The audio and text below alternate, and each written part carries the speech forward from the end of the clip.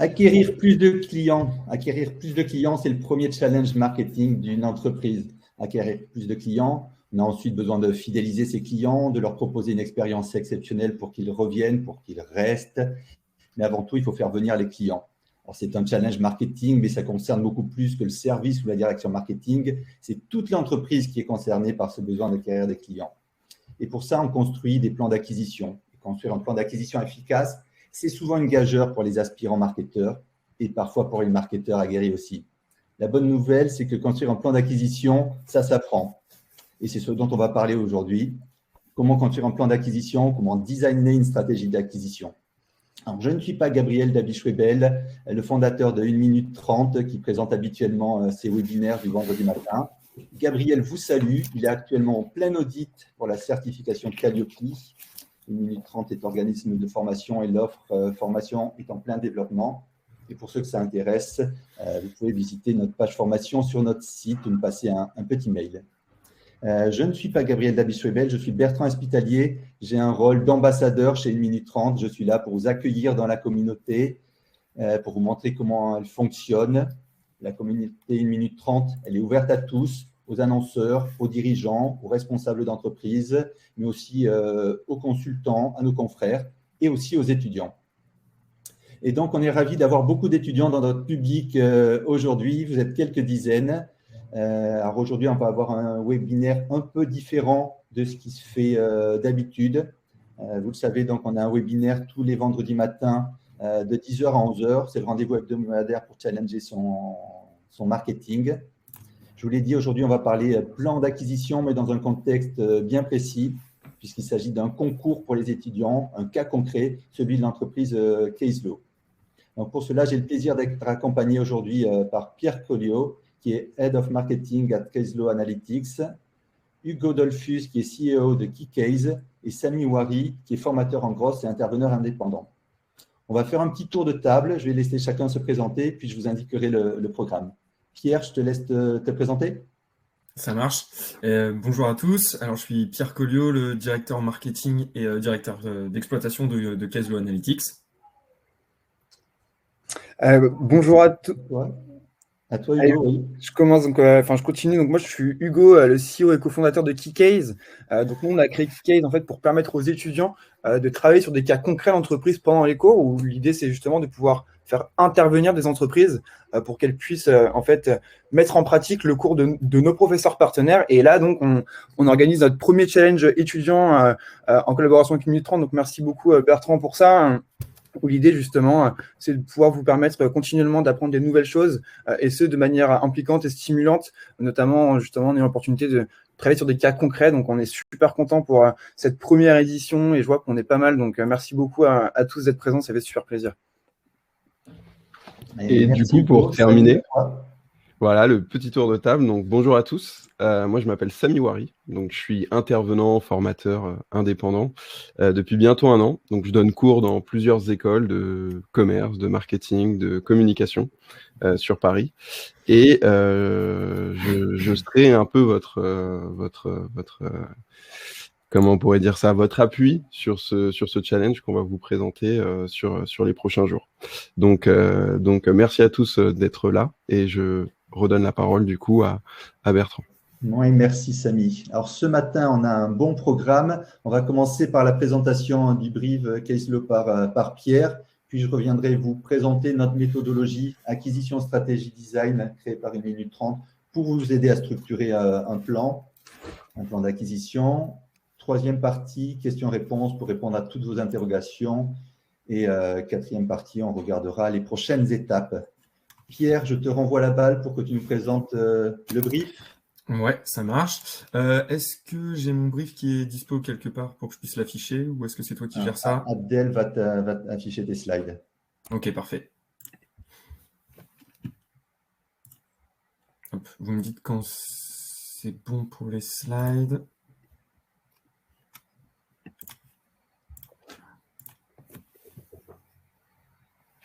Voyez-vous les slides? Toujours pas? Non. Si, ça y est, c'est bon, parfait. Parfait. Donc, je vais commencer rapidement par vous présenter la société Caselo Analytics. Donc, du coup, C'est une société, on fait la quantification du risque juridique. Donc là, c'est un peu barbare comme ça, et on accompagne les avocats dans une recherche de jurisprudence.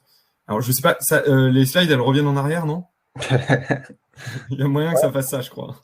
Comment je fais pour les bloquer? Attends. C'est vrai que tu as un truc preview.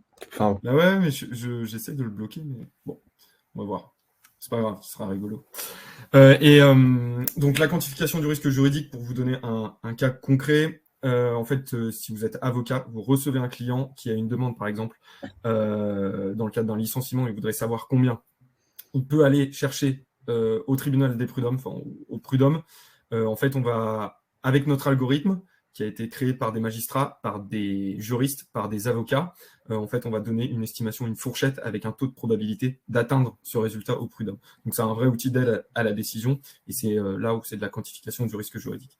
Et après, pour la recherche de jurisprudence, en fait, les avocats, pour appuyer un dossier, s'appuient sur de la jurisprudence. C'est-à-dire qu'ils vont dire au juge, je me base sur le précédent, et en fait, c'est ce précédent-là qui est dans l'algorithme, et nous, on est capable de ressortir le dossier antérieur qui était le plus proche du dossier actuel de l'avocat.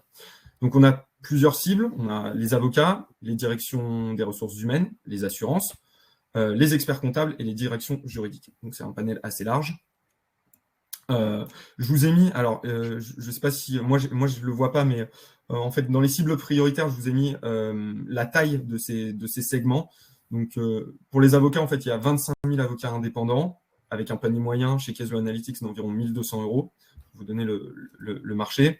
Ensuite, on a des avocats de 2 à 30 collaborateurs. Donc là, on a 4000 cabinets qui ont cette taille-là. Et ensuite, on a les grands comptes de 30 à plus de 100 avocats. Et là, il n'y a que 250 cabinets d'avocats qui sont comme ça en France. Et pour les entreprises, il y a 135 000 TPE, il y a 4500 ETI à peu près. Donc, c'est deux marchés prioritaires là qu'on va adresser. Et sur le middle market, donc solo et de 2 à 30 collaborateurs pour les avocats, et TPE et ETI pour le marché des entreprises. On laisse de côté les très grands comptes. Je coupe juste un instant, Pierre. Je vais demander à Abdel s'il peut mettre nos têtes ailleurs. Ailleurs, en haut à droite, en haut à gauche plutôt, si c'est possible. Pour que tu sois plus à l'aise, et je te rends la parole. Ouais, ça marche, pas de souci. Je reviens sur la slide d'avant, parce que du coup, vous avez le marché qui sera plus précis. Et je sais pas, peut-être maintenant ou pas, mais présente un peu les différentes cibles, tu vois, ce que tu leur proposes, que ce soit pour les avocats, les DRH, l'assurance, les experts comptables. Ouais. En fait, ah oui, le produit en lui-même, j'ai oublié de vous dire. On fait de la quantification du risque, mais en fait, on a on touche 8 domaines du droit qui vont de niches très spécifiques du droit boursier. Mais en fait, nos best-sellers, en fait, ça va être le droit social, tout ce qui touche au licenciement, rupture conventionnelle, etc. Le droit de la famille avec les prestations compensatoires et tout ce qui va toucher au divorce. Et le préjudice corporel, donc ça, c'est plus pour le segment assurance, mais certains avocats le font aussi. Donc préjudice corpo, c'est vous avez un accident, vous êtes blessé, et votre assurance va vous faire une estimation de combien ils vont vous donner. Et voilà, c'est cette partie-là. Donc, sur les cibles, on se concentrera sur le solo et le 2 à 30. Et pour les entreprises, ça va être les TPE et les ETI. Donc, on a 4 axes aujourd'hui à aller chercher dans nos enjeux. C'est accroître le nombre de démonstrations pour le pipe commercial. On doit évangéliser la technologie et le produit. En fait, c'est une technologie qui est très récente. Ça a 3 ans. C'est jugé comme une vraie révolution dans le secteur juridique. Mais il y a une acceptation qui est très compliqué auprès des avocats. Les DRH, c'est un peu différent, ils sont un peu plus techno, mais chez les avocats, il y a une vraie réticence à adopter ce produit-là. Ils ont peur qu'on pique leur métier, alors qu'en fait, on est juste un outil d'aide au quotidien pour eux. On ne fait pas de la justice prédictive, parce que ce serait de la enfin, je ne vais pas rentrer dans cette philosophie-là, mais c'est pas de la justice prédictive, c'est-à-dire qu'on ne remplace pas le juge, on apporte juste des éléments autour de ça. Et ensuite, du coup, c'est inhérent à ce deuxième enjeu, c'est s'écarter de la technique au profit des bénéfices. C'est-à-dire que savoir comment fonctionne l'algorithme et comment il est construit, ok, c'est intéressant, mais ça doit être en filigrane, et il vaut mieux s'adresser sur les bénéfices, c'est-à-dire comment on leur fait gagner de l'argent avec notre solution. Et ensuite, c'est améliorer le taux de transformation post-démo, parce que là, aujourd'hui, on a un gros problème, c'est-à-dire qu'on a un effet waouh pendant la démo, sauf qu'au moment de l'envoi de la proposition, on n'arrive pas à les convertir. Donc, il y a ces éléments-là. Ce qu'on utilise pour l'acquisition aujourd'hui, on a stratégie de call mail, qui fonctionnent plutôt bien. On a des taux d'ouverture à 45%, des taux de clic à 4%. Ça génère des rendez-vous, donc ça, c'est cool. Des webinaires. On a des produits d'appel avec des calculatrices gratuites qu'on met à disposition des avocats, des DRH, pour les faire venir sur l'application et leur pousser nos autres produits. On a de l'ADS, forcément. On a de la gamification, où là, en fait, on a mis un calculateur de temps gagné, de masse salariale gagnée grâce à notre technologie. On a du SEO et on a de l'inbound avec des cas d'usage, avec voilà, tout ce qui est lié à l'inbound. Donc, la problématique, elle est simple. C'est comment développer notre pénétration du middle market avocat et direction juridique. Donc, dans direction juridique, il y a les ressources humaines. À vous de voir si le segment plus intéressant, c'est vraiment de se focaliser sur les ressources humaines, où on arrive à trouver un axe suffisamment général pour aller chercher toutes les directions juridiques, et améliorer le taux de transfo post-démo. Nous, ce qu'on aimerait que vous arriviez à nous fournir et nous montrer, c'est vraiment une stratégie d'acquisition des leads, donc des prises de rendez-vous pour démonstration. Là-dessus, soyez complètement libre, même si c'est des stratégies qui sont un peu alambiquées, un peu folles. Moi, je prends parce que ça peut m'ouvrir des pistes sur plein de choses. Ensuite, pareil sur la stratégie d'amélioration du taux de transformation post-démo. Qu'est-ce qui fait qu'avec un effet waouh en démo, je n'arrive pas à convertir? Donc, vous pourrez me demander, je pense, si vous avez besoin d'éléments complémentaires sur le process commercial, sachant qu'on est sur HubSpot, sachant qu'on a une stratégie de nurturing, enfin, il y a pas mal d'actions qui sont mises en place. Donc, soyez libres aussi.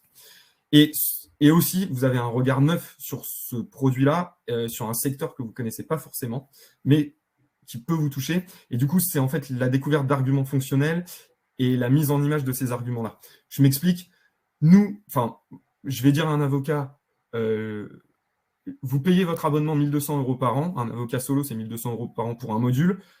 En 4 rendez-vous clients, vous êtes capable de le rentabiliser si vous vendez un rapport 300 € à votre client. Et en fait, ces bénéfices fonctionnels-là, moi, j'aimerais bien que vous m'en trouviez d'autres. Qu'est-ce qu'on peut apporter aux directions juridiques? Qu'est-ce qu'on peut apporter aux avocats autre que la technologie? Voilà. Ok. Merci Pierre. Parfaitement clair sur ta problématique. Du coup, je vais maintenant vous expliquer la méthodologie acquisition stratégie design qui va vous permettre de répondre à la problématique de Pierre, justement en allant questionner les clients. Abdel, je te laisse passer mes slides si tu le veux bien, avec la première slide qui commence par une grenouille, me semble-t-il, pour vous présenter l'acquisition stratégie design. L'acquisition stratégie design, c'est une approche systémique. Et du coup, je te laisse mettre nos portraits plutôt en bas, ce coup-ci.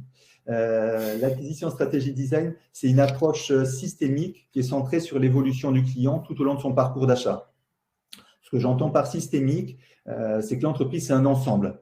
On ne va pas regarder l'entreprise ou caseload, en l'occurrence, par le petit bout de la lorgnette, se dire il faudrait faire un petit peu d'ads sur LinkedIn ou il faudrait faire un peu de contenu. En fait, cette méthode, ça vous permet d'être un peu comme un médecin généraliste. Un médecin généraliste avec qui vous allez faire un check-up complet. Un médecin généraliste qui va vous envoyer faire un électrocardiogramme si c'est pertinent, qui va vous envoyer faire une IRM si c'est nécessaire, mais à la fin, c'est lui qui fera le diagnostic général et qui rédigera la feuille de soins. Voilà un petit peu la philosophie de l'acquisition stratégie design qu'on vous propose pour résoudre le cas de Pierre. Alors, il y a 3 grands intérêts à cette méthode. Le premier, ça va être d'améliorer le ciblage et la compréhension des clients. Le deuxième intérêt, ça va être d'organiser, aligner les équipes market, com et vente et casser les silos en réunissant tout le monde autour du parcours client. Le troisième point, bien évidemment, ça va être de définir et de prioriser les actions de communication et d'acquisition client. Alors, avant de vous présenter la méthode, un petit peu de contexte, comment on en est arrivé là. Gabriel, le fondateur de l'agence, il était consultant dans les médias et il s'est rendu compte à quel point les marques devaient devenir leurs propres médias pour attirer leurs clients à elles. Et c'est comme ça qu'il a importé l'inbound marketing en France il y a une dizaine d'années.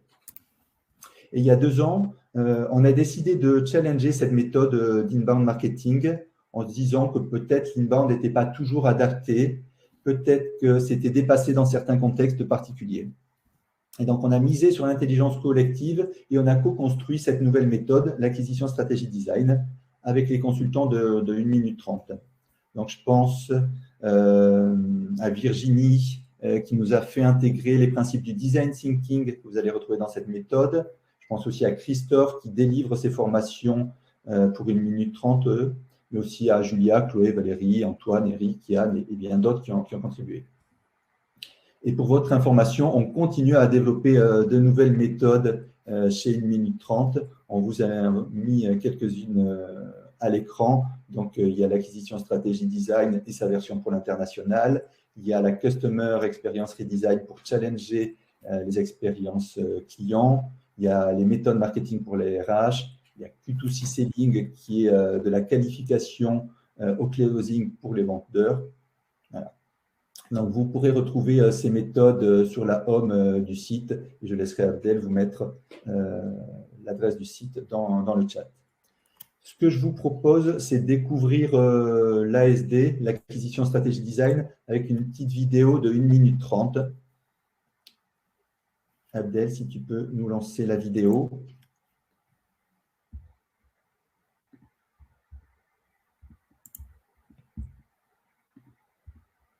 Alors, Abdel, pour ceux qui ne nous connaissent pas, est notre chef de projet qui est en charge chez 1 minute 30. On se partage Parce qu'il n'existait pas de méthode simple et structurée pour construire son plan marketing, et encore moins pour coordonner l'ensemble de sa stratégie d'acquisition en incluant aussi les ventes et la communication.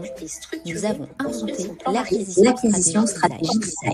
Coordonner l'ensemble de sa stratégie centrée sur l'évolution du client tout au long de son parcours d'achat qui permet d'améliorer l'acquisition stratégie design, d'organiser et d'aligner ses équipes marketing, communication et vente, de définir parcours d'achat qui permet ses actions et ses d'améliorer le ciblage et la compréhension client, d'organiser et d'aligner ses équipes marketing, communication et génération se déroule en 4 étapes. Et de prioriser ses actions et ses investissements d'acquisition client. Questions pour vous mettre à la place de la méthode d'acquisition stratégie design plan marketing de génération se déroule en 4 étapes.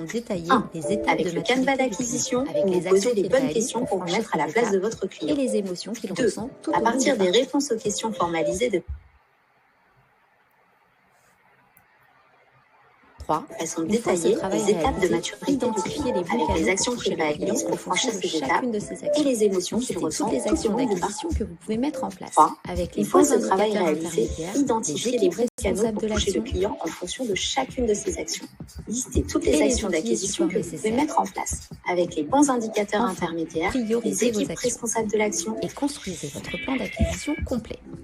Et les outils et supports nécessaires. La méthode pour construire son plan d'acquisition. Enfin, toute la cartographie de l'acquisition détaillée dans le livre Acquisition complet, plan marketing nouvelle génération. Retrouvez la méthode pour construire son plan d'acquisition et toute la cartographie de l'acquisition détaillée dans le livre Acquisition stratégie design, plan marketing nouvelle génération. Publié. Le guide ultime pour construire pas à pas son plan d'acquisition de clients et aligner.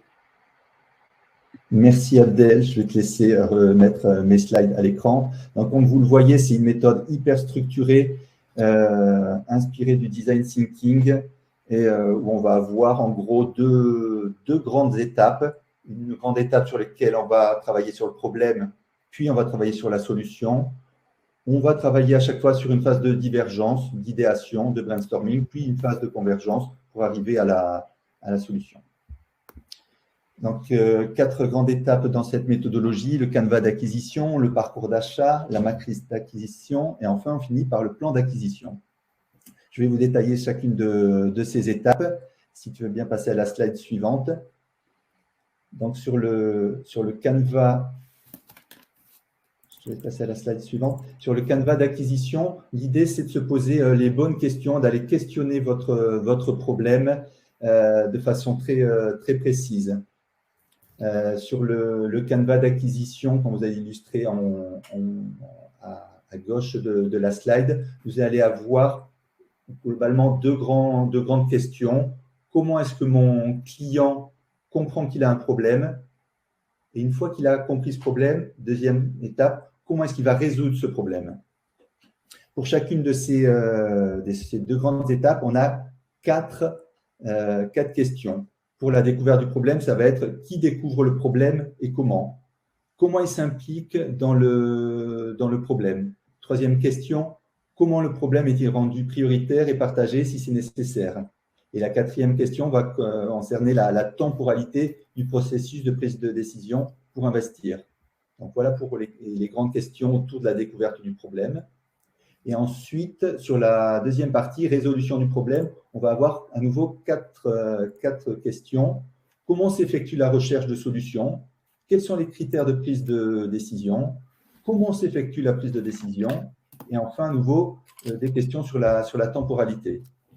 Donc là, je vous le présente assez rapidement, mais on vous fournira le canevas complet et vous verrez que derrière chacune de ces cases et de ces 8 grands sujets à aborder, il y a toute une batterie de questions qui vont vous aider à comprendre très finement votre client et son comportement. On va se poser des questions. Est-ce que la découverte est faite en interne ou en externe? Dans quelle situation le problème est-il découvert? Le problème dépend-il uniquement de la personne qui l'identifie? Est-ce qu'il sera amené à travailler avec d'autres personnes pour l'aider à comprendre? Quels sont les stimuli extérieurs susceptibles de lui faire découvrir son problème, etc. Donc, voilà pour la première partie sur le canevas d'acquisition. Donc, quand on fait ça sur un atelier, on passe généralement facilement 3 heures, 3 heures et demie à poser toutes ces questions. Donc, vraiment une phase de divergence. Ensuite, on va rentrer sur une slide de convergence où on va modéliser le parcours d'achat à partir des informations que l'on a acquises lors de la phase précédente. On va formaliser les grandes étapes de maturité. Selon les parcours, on va avoir 3, 4, 5 grandes étapes de maturité par lesquelles vont passer vos clients. Si tu peux revenir à la slide précédente, où vous allez voir en haut la deuxième étape matérialisée sur ce parcours d'achat et ces étapes de maturité. Quand on s'est posé des questions pendant 3 heures sur ces clients, cette modélisation du parcours d'achat, ça va extrêmement vite. Donc, on voit les grandes étapes de maturité. Je vous donne un exemple qu'on a pris dans notre bouquin. La première étape de maturité, c'est jusqu'à la prise de décision d'investir sur un sujet. La deuxième étape, ça va être jusqu'au choix du prestataire. La troisième étape, jusqu'à la signature du contrat. La quatrième étape, jusqu'à l'utilisation d'un logiciel. Donc voilà, on modélise ces quatre étapes. Et ce qui va être intéressant, c'est de voir quelles sont toutes les actions qu'on va faire vos clients à chacune de ces étapes. Typiquement, sur l'étape de maturité jusqu'à la prise de décision d'investir, on va avoir la recherche collective de solutions en interne. On va avoir l'émission d'une request for information. C'est une demande qui généralement émane des achats pour voir un petit peu l'état du marché. On va avoir, troisième action, la budgétisation de la solution. Quatrième étape, on va créer un plan projet. Cinquième étape, ça va être la présentation du plan de validation au comité de direction. Donc voilà, sur chaque étape qu'on a identifiée, sur chaque étape de maturité que l'on a identifiée, on va voir quelles sont chacune des actions et voir quel est l'état émotionnel à chacune de ces actions. Donc ça peut aller ensuite très vite. En atelier, on fait ça sur une demi-heure, une heure. Et ensuite, on passe à la troisième étape. À nouveau, une phase d'idéation, c'est avec la matrice d'acquisition. Là, l'idée, c'est d'identifier tout ce que l'on pourrait mettre en place pour répondre aux étapes de maturité et aux actions qui sont mises en place par vos clients. Donc, ça veut dire qu'on va réfléchir sur les canaux, sur les contenus, sur les messages, sur tout ce qui est envisageable en termes d'action d'acquisition en fonction de ce que fait le client. Donc, pareil, là, sur cette période-là, on peut passer facilement sur une journée d'atelier 2 heures. Et une fois qu'on a mis en place toutes ces actions, qu'on a listé toutes ces actions, on va voir quelle est l'organisation en interne, qui va pouvoir mettre en place ces actions, quels vont être les indicateurs de performance à chaque fois, quels vont être les canaux, etc. On vous a mis ça dans le canevas. Entre guillemets, vous n'aurez plus qu'à remplir ce canevas-là, vous serez guidé, on vous prend un petit peu par la main avec cette méthode-là. Et dernière étape, une fois qu'on a identifié toutes ces actions possibles, souvent on est dans un contexte budgétaire contraint, on n'a pas forcément des millions et des millions pour tout faire, alors qu'il y a énormément de choses potentiellement activables. On va prioriser. Et donc, la dernière étape, c'est le plan d'acquisition pour prioriser ses actions en fonction d'un certain nombre de critères que l'on définit ensemble. Donc, les critères de décision, ça peut être des critères budgétaires, ça peut être en fonction de l'équipe disponible au sein de l'entreprise, ça peut être en fonction de là où on pense qu'il faut, là où on a défini qu'il fallait agir en priorité, ça peut être en début de funnel, sur les premières étapes de maturité, parce qu'on a identifié que c'était vraiment là le plus pertinent, ou alors quand on a déjà un funnel qui se remplit bien, se dire on va taper plutôt, on va prioriser plutôt sur les actions en fin de funnel. On définit ensemble les critères et on priorise comment on va mettre ça en place.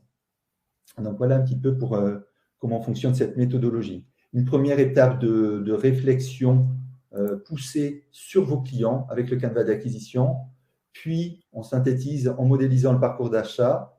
On repart en idéation en remplissant la matrice d'acquisition et on fait des choix, on priorise, on décide avec le plan d'acquisition. Donc, comme je vous l'ai dit, généralement, cette méthodologie, on la met en place sous forme d'un atelier. On fait ça sur une journée. C'est une journée assez dense. On va vous mettre dans le chat, Abdel va vous mettre dans le chat la présentation de l'atelier acquisition stratégie design tel qu'on le propose à nos clients pour que vous ayez ces grandes étapes-là et que vous puissiez suivre ça. Pour vous aider, on va mettre en place l'acquisition stratégie design. On met nos ressources à votre disposition. Il y a un livre blanc de l'acquisition stratégie design qui vous sera fort utile. C'est une 50aine de pages assez bien détaillées. Et il y a également le modèle d'acquisition, le modèle du canevas d'acquisition qu'on va vous mettre dans le chat également, qui est disponible sur notre site, qui vous permettront de mettre en place cette méthodologie pas à pas. Pour avoir accès à nos contenus, c'est hyper simple. Il vous suffit de vous inscrire dans la communauté 1 minute 30. Une fois que vous êtes inscrit, vous avez accès à l'intégralité de nos contenus. Donc, il y a des dizaines de livres blancs, il y a des milliers d'articles de blog. On en écrit un par jour depuis 10 ans. Et donc, Abdel va vous mettre dans le chat également l'URL du canvas et du livre blanc de l'acquisition stratégie design. Et pour ceux qui veulent aller encore plus loin, on a écrit ce bouquin, je ne sais pas s'il est bien visible, comme ça. Quitte à produire des contenus, on est devenu notre propre maison d'édition et on a sorti le guide ultime de l'acquisition stratégie design. Il est disponible chez Amazon et dans les librairies indépendantes. Pareil, on vous met les adresses dans le chat. Ça vous permettra, c'est un bouquin de 300 pages qui creuse encore plus les sujets que je viens d'évoquer. Donc, merci pour votre attention sur cette présentation de la méthodo. On va passer à une session de questions-réponses et ensuite, on vous présentera les prochaines étapes. Donc, les questions, vous pouvez nous les poser directement dans le chat. C'est à vous maintenant. Merci pour cette belle présentation, Bertrand, c'était cool, hyper clair.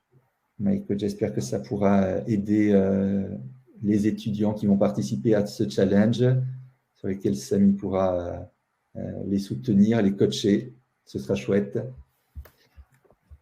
Alors, je crois qu'il y a une question dans le chat, alors qui remonte un peu, qui est la question de Jérémy. Je crois. Hop, si je redescends, je l'avais vu passer. Quels sont vos chiffres actuels? Il y avait une question qui t'avait été posée. Chiffres actuels en acquisition, le taux de transformation, il faut préciser un petit peu parce que j'en ai plein des chiffres. C'est un peu ça. Si Jérémy, tu peux préciser peut-être ta question pour qu'on puisse. En termes d'acquisition, rapidement, on est à. Je fais rentrer entre 8 à 10 clickers par jour sur nos actions. Je transforme à 35% un clicker par un coup de téléphone, je le transforme à 35% en démo. J'ai 1 à 2 démos qui rentrent actuellement par jour. Et le taux de conversion démo signature client, il est à 5%. Après, j'ai un churn très très faible, à moins de 5%. Est-ce que le churn, c'est une notion qui est claire pour les étudiants?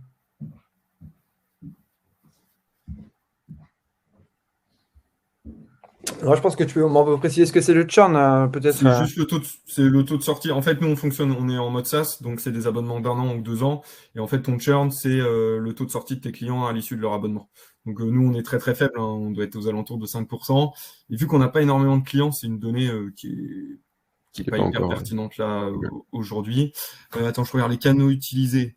Alors, le cold mailing, justement, pour vous donner un axe, plus vous êtes précis avec les avocats, plus ça fonctionne. Typiquement, en droit de la famille, il y a 2 méthodes qui existent, qui sont la méthode Saint-Léon et la méthode Depont pour le calcul des prestations compensatoires.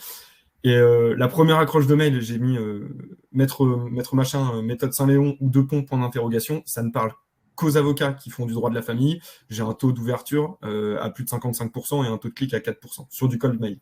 Donc ça a cartonné. Et en fait, là, aujourd'hui, on a trouvé la stratégie en cold mail et c'est ce qui nous rapporte le plus pour l'instant. Justement, sur cette même principe, est-ce que tu pourrais expliquer un peu les choses que tu as mis en place qui ont fonctionné et justement d'autres qui n'ont pas fonctionné de manière à que ça puisse peut-être un peu aiguiller sur certains leviers? Alors, les directions juridiques, je n'ai pas encore été sur le marché et les DRH, je ne les ai pas encore adressés. Donc là-dessus, il faut déblayer. Je n'ai pas trop d'idées, sachant que direction juridique, le seul produit qu'on va vendre au DRH, ça va être tout ce qui va être autour des calculs d'indemnité, tout ce qui va être contentieux au prud'homme. Donc le reste des produits, ça ne sert à rien d'aller dessus.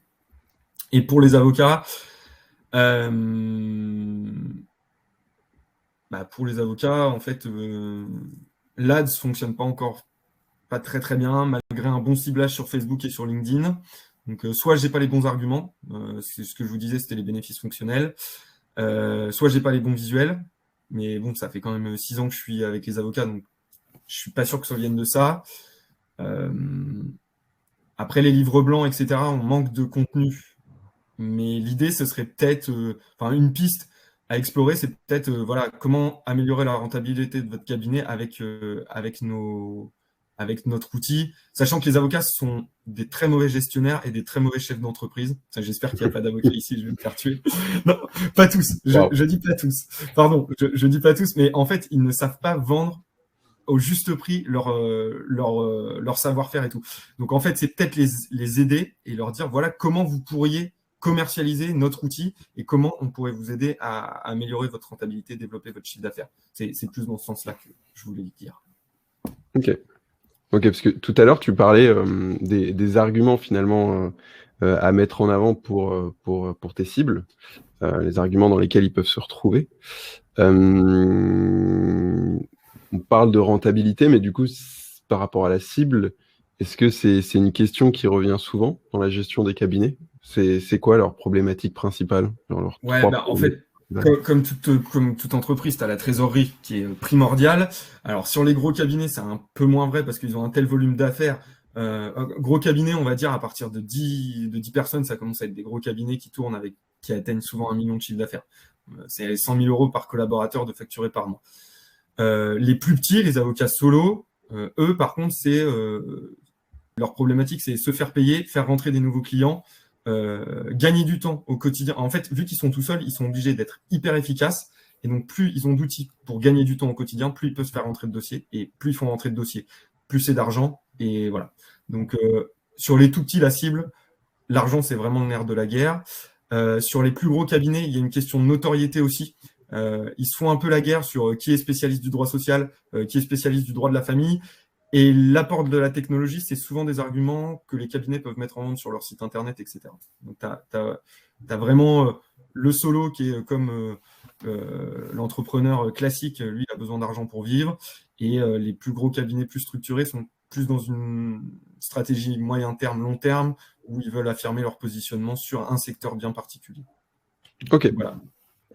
Et justement, au niveau des DRH et des directions juridiques, tu as réussi un peu à identifier, malgré que tu n'aies pas forcément encore lancé de campagne d'acquisition, des avantages qu'eux recherchent vis-à-vis de votre produit? Ouais, en fait, il y a une mode en ce moment dans les directions juridiques, c'est c'est même pas la rentabilité, je sais plus comment ils disent. En gros, ils arrivent à rapprocher un peu une direction juridique comme un centre de profit dans une entreprise. Voilà, c'est les centres de profit. Et en fait, l'idée, c'est grâce à notre outil, peut-être que vous pouvez avoir 2 salariés en moins, enfin 2 collaborateurs en moins, donc du coup tu gagnes en masse salariale et donc tu améliores la rentabilité de ta direction juridique ou du DRH. Tu as un autre axe qui est un peu moins pragmatique, mais qui est plus lié au métier, c'est en vous enlevant des tâches chronophages et redondantes, qui sont le calcul des indemnités conventionnelles, par exemple, en fait, vous vous concentrez sur l'essence même d'une DRH, c'est la gestion du personnel. Donc voilà, vous vous recentrez peut-être sur l'humain, c'est peut-être un argument à mettre en avant. Je ne l'ai pas testé celui-ci. L'argument de la masse salariale, oui, il est présent. On est l'économie, elle est tendue en ce moment. Donc si tu peux alléger ta masse salariale de 2 juristes parce que l'outil permet de gagner ce temps-là et d'être tout aussi efficace et de traiter le même nombre de dossiers en interne, tu le fais.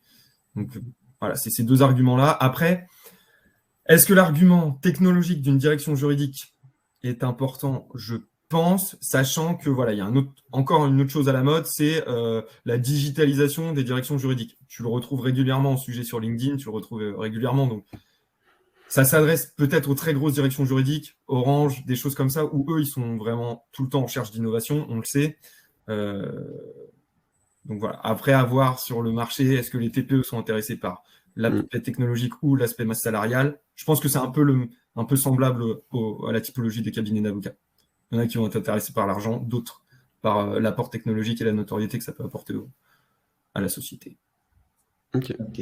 Tu évoquais tout à l'heure sur tes cibles les petits cabinets qui ont besoin de cash et de business assez rapidement et les moyens et gros cabinets qui ont une intervention à plus moyen, plus long terme. Est-ce que ça veut dire que pour nos étudiants, c'est intéressant d'avoir une réflexion en termes de persona et de distinguer bien 2 personas à ce niveau, un persona petit cabinet avec des actions spécifiques pour lui, des enjeux spécifiques pour eux, donc des actions spécifiques. Ouais. Et pour les plus gros cabinets, un persona différent? Ouais, carrément. Alors en fait, même dans les petits cabinets, je vais vous donner un autre persona. Un cabinet qui fait du droit de la famille, le persona type, c'est une avocate c'est une femme de environ 40 ans, voilà, et qui ne va traiter quasiment que du droit de la famille. Pour le droit social, ça va être un peu la même chose. C'est ça. Et très souvent, alors un autre truc, droit de la famille, droit social, c'est majoritairement ce qui est traité dans les cabinets, les petits cabinets. Enfin, vu que tu as le plus d'affaires ici, ils sont un peu tous là-dessus. Donc ça, c'est cette partie-là. Pour les cabinets plus structurés, à l'intérieur des cabinets, par exemple, on prend un cabinet de 10 personnes, il va y avoir 3 associés qui sont les décideurs, et le reste, c'est 7 collaborateurs et par exemple 2 secrétaires juridiques. Les secrétaires juridiques, potentiellement, elles peuvent être amenées à faire des calculs. Donc, ça peut être une piste d'entrée. Essayer d'aller chercher ces secrétaires juridiques. D'ailleurs, ça me fait penser que je ne l'ai jamais fait, mais du coup, voilà, c'est une idée. Ensuite, tu as les collaborateurs. Si on convainc les collaborateurs de l'intérêt de notre produit, ils peuvent faire remonter ça à leurs décideurs. Et du coup, on développe notre notoriété et on peut aller chercher les décideurs un peu plus facilement. Et après, la troisième, enfin, le top du top, c'est si on arrive directement à joindre le décideur, à le faire rentrer en démo et lui prouver que son cabinet, et là, c'est pas le collaborateur qui va gagner du temps, c'est on va lui dire ton cabinet, on va lui faire gagner de l'argent. Donc, c'est vraiment le décideur, lui, il va se focaliser pas sur l'aspect produit et l'utilisation qu'il va y avoir du produit, c'est le décideur, il veut savoir s'il investit 5 000 € pour son cabinet, combien il va générer derrière, qu'est-ce que ça va lui apporter directement. Okay. Donc là, tu as plusieurs arguments. Du coup, tu as l'argument monétaire. Tu vas lui dire, tes collaborateurs vont être plus efficaces, donc ils vont traiter plus de dossiers, tu vas gagner plus d'argent. Ou tu peux facturer les rapports qu'on génère à tes clients. C'est un nouveau service que tu ajoutes à ton cabinet. Mais aussi, et là, le décideur est sensible à ça, c'est tu vas démarquer ton cabinet sur la place des avocats. Et ça, je pense que c'est un argument qu'il faut aller chercher. Et justement, aujourd'hui, dans ce que vous mettez en place et dans les actions que vous mettez en place, c'est plus destiné aux collaborateurs ou aux décideurs dans ce que vous avez en visuel là-dessus? En fait, mon ciblage Facebook, par exemple, quand j'importe une base de données dans Facebook, ne me donne pas cette finesse suffisante. Donc, en fait, je sais que j'ai une cible avocat et je vais pousser de la pub sur le segment des avocats. Donc, il y a forcément des décideurs qui voient le truc, mais je ne fais pas de distinguo entre une pub pour un décideur. Enfin, mon verbatim est relativement général et voilà, je sais que j'ai des pubs qui vont toucher plus les collabs parce que c'est leur quotidien d'aller calculer tous les jours, de faire les mêmes calculs. Donc ça, je vais jouer là-dessus. Et je vais aussi toucher des décideurs ou des cabinets qui sont intéressés par la notoriété avec des pubs qui sont plus axés décideurs. Tu vois ce que je veux dire? Mais j'ai pas la finesse. Je suis là aujourd'hui, j'arrive pas à cibler, enfin en termes d'ads en tout cas, d'audience, pardon, j'arrive pas à cibler décideurs ou avocats. Déjà, le volume, il est trop faible pour que Facebook fasse le distinguo. De toute façon, il y a 70 000 avocats en France, donc déjà, c'est des audiences restreintes sur Facebook. Donc là-dessus, et LinkedIn. Alors, LinkedIn, par contre, on pourrait le faire, mais ça coûte un peu plus cher, mais c'est carrément jouable. Ok. Et moi, j'ai peut-être une question par rapport à ta deuxième problématique sur le taux de closing, qui est quand même, ça reste une des problématiques évoquées. On est d'accord, aujourd'hui, vous utilisez HubSpot comme CRM, là-dessus, si j'ai bien compris. Et d'après toi, alors c'est plus pour aiguiller, hein, pour donner des pistes ou quoi que ce soit, parce que c'est un élément assez important, pourquoi le taux de closing est aussi faible? Alors, je pose la question parce que c'est un cas que j'ai déjà vu dans le milieu quand j'accompagnais une autre société. Et c'était aussi la même problématique, la cible, c'était des avocats, et c'était quand même pas très compliqué d'aller leur faire une démo, mais très très compliqué ensuite de les faire passer à l'acte, parce que soit ils avaient autre chose à faire, soit ils sont débordés par leur dossier, soit ils remettent tout au lendemain, soit c'est quoi les problématiques pour toi à ce niveau-là? Alors là, on a un peu justement retourné le problème depuis un mois, parce que c'est un vrai sujet. Alors, le produit, c'est un no-brainer. En gros, tu n'as pas de migration de données. C'est 10 questions à remplir pour générer un rapport précis. Donc, certes, il est très techno et il y a un truc qui peut être un peu complexe à appréhender. Donc, le produit en lui-même, ça ne viendrait pas de là. La démonstration en elle-même, non plus. Tu vois, ils sont rodés, nos sales, ils savent le faire. Donc, je pense qu'il y a l'argumentaire. C'est vraiment peut-être plus inscrire la démo dans le quotidien de l'avocat ou dans le quotidien du directeur juridique. Donc ça, on est en train de le tester et on n'a pas assez de recul pour le mesurer. L'effet waouh, il y est. Donc ça, c'est ce que je te dis. À chaque fois, les avocats nous disent « c'est trop bien ». Et je pense qu'en fait, ils n'arrivent pas à se dire que l'outil va être utilisable au quotidien. Tu vois, parce que vu qu'on propose des abonnements, on a des requêtes unitaires à 500 € pour un dossier bien précis. Mais 500 € pour un dossier, bon, t'es rentable, mais on les garde pas, on n'a pas de MRR, on fait pas grossir le MRR. Enfin, c'est pas une stratégie qui nous intéresse. Nous, on veut vendre des abonnements pour que les avocats soient là au quotidien. Et en fait, non, j'ai pas la réponse. Tu vois, je sais pas pourquoi. À part le fait qu'on n'inscrit peut-être pas assez le logiciel, enfin l'outil dans leur pratique quotidienne, j'ai pas de piste précise de pourquoi. C'est pas cher, tu vois, 1 200 € pour un avocat, c'est largement accessible. Même un gros cabinet à 5 000 € par an, je suis quasi sûr que bien brandé dans le cabinet et bien marketé en interne au cabinet, c'est une source de 20, 30 ou 40 000 € de chiffre d'affaires derrière auprès des clients. Le prix, c'est pas ça. Le produit, la technologie, c'est pas ça, parce qu'elle est très solide et en plus, on est adoubé par le CNB, qui est le Conseil national des barreaux. On a un rapport précis et tout. Donc, c'est des arguments qu'on met en avant, mais ça suffit pas. Donc, voilà. La seule piste qu'on explore actuellement, c'est le bénéfice fonctionnel, c'est comment vous allez gagner de l'argent ou comment vous allez gagner du temps, etc. Ok. Juste pour détailler rapidement, après le rendez-vous, c'est une démo live et ensuite ils doivent tout de suite passer à la caisse, ou est-ce qu'il y a une période d'essai et ensuite ils passent à la caisse? Ça dépend. Ça dépend. Il y a des cabinets où on sait que c'est des deals à 40, 50, 60 000 €. On va leur offrir une période d'essai. Pas très longue, parce qu'il faut pas. Sinon, après, on les perd. Enfin, il y a trop de questions qui arrivent, etc. Les petits cabinets, c'est à prendre ou à laisser. C'est soit vous êtes convaincu à la démo que ça va vous apporter quelque chose, mais il n'y a pas d'intérêt de leur ouvrir ça. On a vous concentrer sur 3 canaux d'acquisition, lesquels seraient-elles? Je trouve que cette question elle est un peu délicate sur se concentrer sur ces 3 canaux sans avoir bien défini la stratégie, avoir bien questionné au préalable. On peut avoir des intuitions, mais l'idée de la méthodologie, c'est d'arriver petit à petit sur ces canaux-là. Maintenant, on peut avoir des intuitions et je te relaisse la parole, Pierre. Ouais, alors les intuitions, en fait, c'est ce qui fonctionne aujourd'hui. On le sait, on a le cold mailing. En fait, nos concurrents le font pas, ils n'ont pas la maîtrise de ça, ils n'ont pas l'idée en fait de faire ça pour les avocats, pour une cible particulière. Facebook, c'est pareil, ils se rendent pas compte que les avocats, en fait, c'est des gens comme nous, donc ils sont la plupart sur Facebook. Et en plus, c'est une génération qui est encore plus sur Facebook. C'est, tu vois, l'âge moyen des avocats, c'est 42 ans, et clairement, c'est en ce moment sur Facebook, tu les touches facilement, ceux-là. Et la dernière, en fait, il y a un peu de tout. Est-ce que c'est des webinaires quali? Est-ce que c'est un enrichissement de l'application avec, tu vois, de la doctrine, de l'analyse de jurisprudence, des podcasts? En fait, est-ce que c'est pas une évolution de notre produit qu'on doit faire pour que les avocats se disent en fait, il faut que j'y sois tous les jours sur cette application parce qu'il y a toujours des nouveaux trucs à voir. Il y a de la doctrine qui m'intéresse, de la jurisprudence qui m'intéresse, un podcast qui peut m'intéresser. Donc peut-être qu'on a aussi la partie recommandation, c'est-à-dire améliorer notre produit pour que les avocats qui sont actuellement clients se disent recommandent aux autres, à leurs confrères.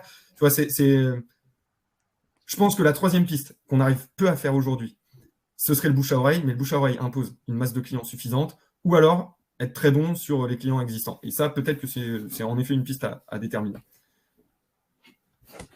C'est très bien. Carrément. Et juste pour comprendre, notamment, tu parlais un peu, par exemple, de podcast, donc un peu de content marketing. Est-ce que c'est des leviers intéressants pour eux, justement, vis-à-vis de votre équipe que vous avez aujourd'hui? Tu vois, un peu, quelles sont, vous, aujourd'hui, les ressources dont vous disposez aujourd'hui et peut-être demain, qui pourraient, en fait, permettre d'ajuster en fonction de ce que vous allez avoir, quoi, vous, en interne pour le déploiement? En fait, nous, on a une armée de juristes qui sont tous très bons. Et en fait, on veut s'appuyer sur leur vrai métier, qui est le droit. Et en fait, on se dit qu'en apportant aux avocats et aux directeurs juridiques peut-être des questions de droit, du contenu autour du droit, c'est peut-être comme ça qu'on va réussir à les convaincre de l'intérêt et aussi de notre expertise dans ce domaine-là. En fait, on est inconnus, nous. Tu as des Dallos, des LexisNexis, des énormes éditeurs juridiques qui ont développé des solutions un peu d'intelligence artificielle aussi ou de quantification analytique du risque juridique, purement mathématique, c'est des stats. Eux, ça fait 50 ans qu'ils sont sur la place, donc quand ils peuvent même faire de la téléprospection, ça fonctionne pas ouf, tu vois, c'est des 1%, 2% de taux de transfo, mais sauf que quand tu as un mec qui est présent depuis 50 ans sur le marché, tu décroches ton téléphone, tu dis c'est Dallos, tout de suite ça attire l'oreille de l'avocat. Nous, très clairement, ça ne fonctionne pas. On est Caseo Analytics, ça fait 4 ans qu'on existe. Certes, on a des rapports au CNV, on est un peu connu, mais on ne peut pas jouer là-dessus. Okay. Donc, c'est peut-être par notre expertise qu'on va se faire connaître et qu'on va apporter un contenu hyper intelligent aux avocats. Mais tu as déjà des éditeurs qui existent depuis 50 ans et qui apportent ce contenu-là aussi. Donc, on ne peut pas tout miser dessus. Donc, voilà, on tâtonne. Peut-être enrichir vraiment, faire un truc ludique, des podcasts, des trucs un peu plus dynamiques. Tu vois, mine de rien, on est technologique, on est start-up. La profession se rajeunit aussi de l'avocature. Donc, pourquoi pas? On est très moyen d'acquisition dans le dur. Quand on entend ton propos par rapport aux autres acteurs établis, il y a un enjeu clair de notoriété à émerger, à se faire connaître, à se faire aimer. Ouais, très, très clairement. Quand j'attrape quand j'ai un lead qui rentre sur une démonstration, c'est parce que je réponds à un besoin immédiat. C'est pas parce que je suis Caseo Analytics, c'est parce que j'ai peut-être la solution à un de ces problèmes. Ils nous connaissent pas et les entrants spontanés, ils n'y sont pas.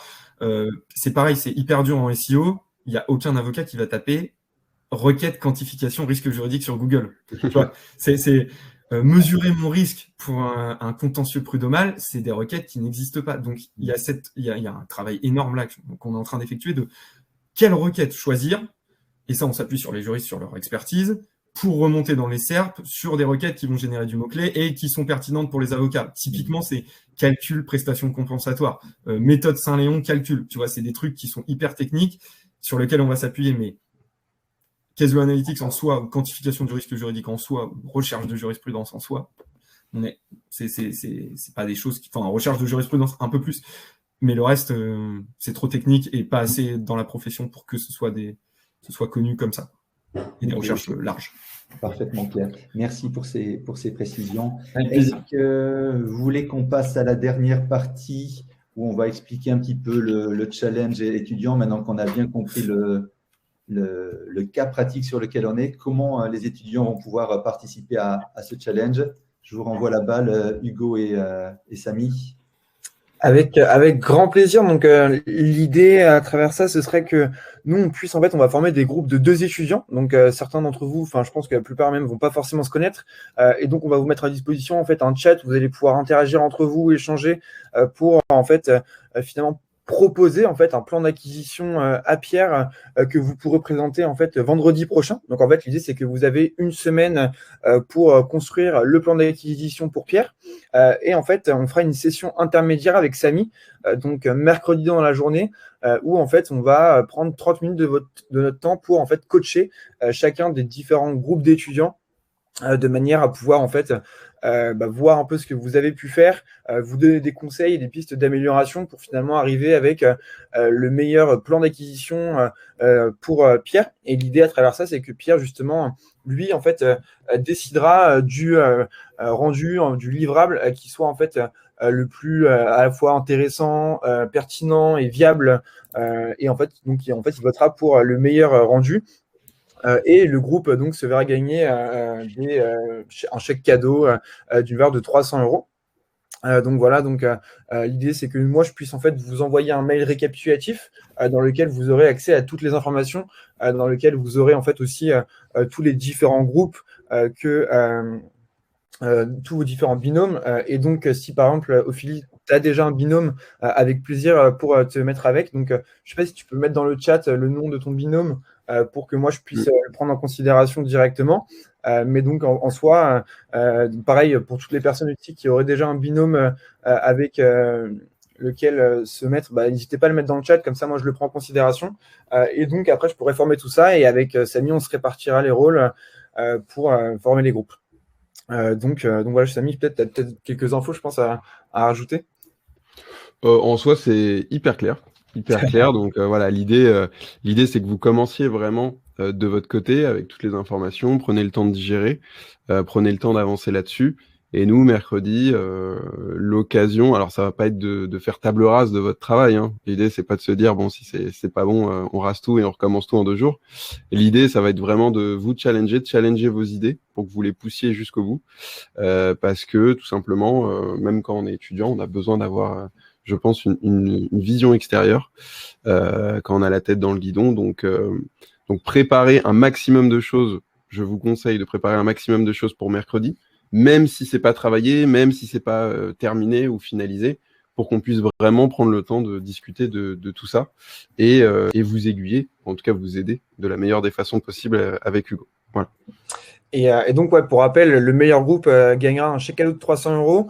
Et l'idée, c'est qu'on fera encore une fois un webinaire ouvert à tous, donc pas forcément avec une minute 30 cette fois-ci, mais dans lequel on invitera des recruteurs à participer. Donc potentiellement, pour ceux qui n'ont pas encore trouvé d'alternance, c'est un bon moyen pour vous de vous mettre en avant auprès de différents recruteurs. Donc voilà, je ne sais pas si vous avez des questions. En tout cas, pour ma part, Ophélie, j'ai bien noté que tu étais avec Laurie. Donc, si possible d'avoir son adresse email aussi, ce serait parfait. Je ne sais pas si elle est inscrite sur le webinaire. Mais donc voilà, ce serait absolument parfait. Mais en tout cas, merci beaucoup. Très bien. Merci à tous. On a l'adresse, donc c'est parfait. Ouais, ça enregistre. Du coup, Hugo va revenir vers vous par mail pour avoir les détails et les groupes, etc. Avant qu'on clôture ce webinaire, Pierre, si tu avais un conseil d'amis, c'est une question que je pose toujours moi à mes clients ou à mes prospects quand je suis à la fin d'une prise de brief. Quand je suis intéressé, vraiment motivé sur le sujet, que j'ai vraiment envie de gagner la compétition ou de remporter le marché, je leur pose toujours cette question. Si tu avais un conseil d'amis à me donner pour ce projet-là, qu'est-ce que tu me dirais ? Ne soyez pas bridé par le côté austère des avocats et du juridique. Et proposer, voilà, je l'ai dit en intro, proposer des choses qui peuvent être un peu barrées parce qu'on a un créneau justement à se différencier là-dessus. Ouais. Je trouve que c'est un super conseil. Il y a quelques années, il y avait eu des campagnes de buzz avec des vidéos. Je crois que c'était pour les notaires, une profession qui, pareil, peut paraître un petit peu moins fun que les autres. Et ils avaient acheté une campagne extrêmement décadrée par rapport à leur image. Les notaires, enfin voilà, si je dois terminer là-dessus, les notaires, c'est la guerre avec les avocats parce qu'en fait, ils viennent sur un marché qui est le divorce. Voilà, ils prennent des parts de marché aux avocats et en fait, les avocats se font la guerre entre eux parce qu'ils n'ont pas le droit de faire de publicité, etc. Alors que les notaires, ils ont une communication qui est carrée et surtout où tous les notaires communiquent de la même façon et c'est très très drôle pour le coup. Donc c'est pour ça qu'il faut rester dans un certain cadre. Mais on a une vraie liberté et du coup, moi j'aime. Enfin voilà, c'est hyper important de sortir de ce scope-là pour se démarquer, surtout en recherche de notoriété. On peut être disruptif, on peut aller sur l'humour, on peut être créatif tant que ça répond au cadre que tu nous as donné. Ouais, c'est ça. Alors, une dernière info, notre boss, lui, en fait, c'est être haut de gamme, classe, tout en étant accessible.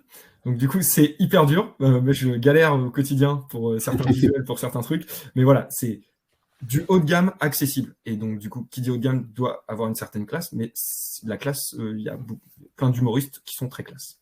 Pas Bigard, pardon. Magnifique conclusion, je pense. Merci Pierre, merci Hugo, merci Samy, merci à tous les étudiants qui nous ont suivis, à toute la communauté 1 minute 30 qui était là ce matin.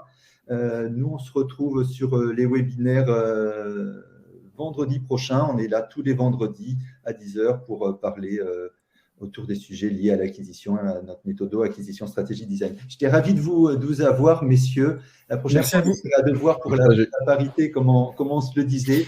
Mais c'était chouette et un beau cas. Et bonne chance et bravo aux étudiants de relever ce challenge. Je te laisse le mot de conclusion, Pierre. J'ai juste un tout petit truc. N'oublie pas que la profession est à 60% féminine aussi. C'est important. Okay. Et merci à tous les étudiants d'avoir participé à notre premier challenge d'étudiants. On est hyper ravis de vous avoir compté aussi nombreux. Donc voilà, merci à tous. N'hésitez pas à nous suivre sur LinkedIn pour de futurs challenges d'étudiants qu'on mettra en place dans le futur. En tout cas, c'était vraiment un grand plaisir de pouvoir faire ça avec vous tous. Donc merci beaucoup Samy, Pierre et Bertrand. C'est super intéressant. Super. Merci à tout le monde. Merci. Ciao. Merci. Ciao. Salut.